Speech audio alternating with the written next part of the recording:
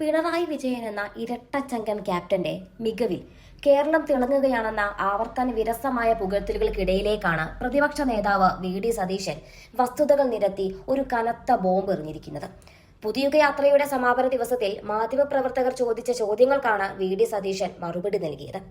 വീടുകളിൽ വെളിച്ചമണയാത്തതിന് പിന്നിൽ LDF സർക്കാരിന്റെ ഭരണമികവാണെന്ന രീതിയിലുള്ള വലിയ തോതിലുള്ള PR വർക്കുകളാണ് ഇപ്പോൾ നടന്നുകൊണ്ടിരിക്കുന്നത്.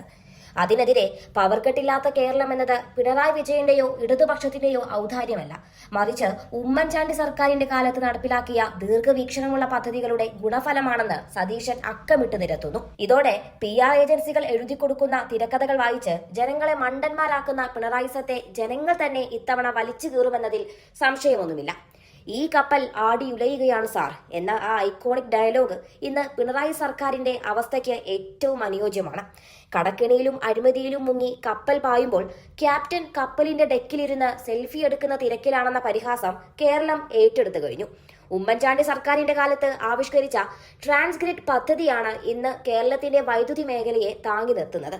അന്ന് അതിനെതിരെ വികസന വിരുദ്ധത പറഞ്ഞ് സമരം ചെയ്തവർ ഇന്ന് അതിന്റെ ക്രെഡിറ്റ് അടിച്ചു മാറ്റാൻ നോക്കുന്നത് കാണുമ്പോൾ ഏത് മലയാളിക്കാണ് ചിരി വരാത്തത്?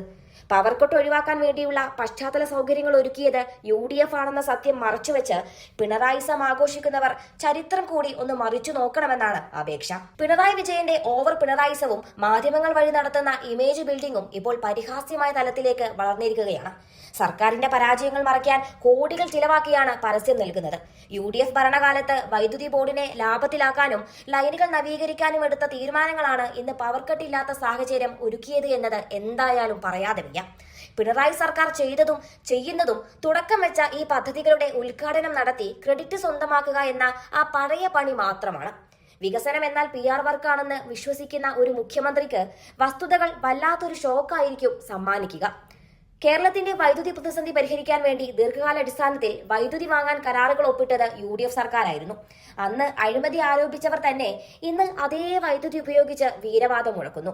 ഉമ്മൻചാണ്ടി സർക്കാരിന്റെ കാലത്തെ വികസന നേട്ടങ്ങളെ പിണറായിസം കൊണ്ട് മൂടിവെക്കാൻ കഴിയില്ല.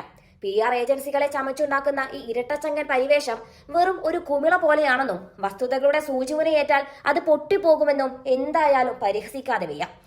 ഒരു പദ്ധതി പോലും സ്വന്തമായി വിഭാവനം ചെയ്യാതെ മുൻ സർക്കാരുകളുടെ പദ്ധതികൾക്ക് പെയിന്റ് അടിച്ച് സ്വന്തം പേരിൽ വെളുപ്പിക്കുന്ന ഈ ഭരണശൈലിക്ക് ജനങ്ങൾ വരും ദിവസങ്ങളിൽ മറുപടി നൽകുമെന്നത് ഉറപ്പാണ്. വികസനത്തിന്റെ പേരിൽ PR തള്ളലുകൾ നടത്തുമ്പോൾ അത് ആരുടെ അധ്വാനമാണെന്ന് കൂടി കേരളം ചർച്ച ചെയ്യേണ്ടതുണ്ട്.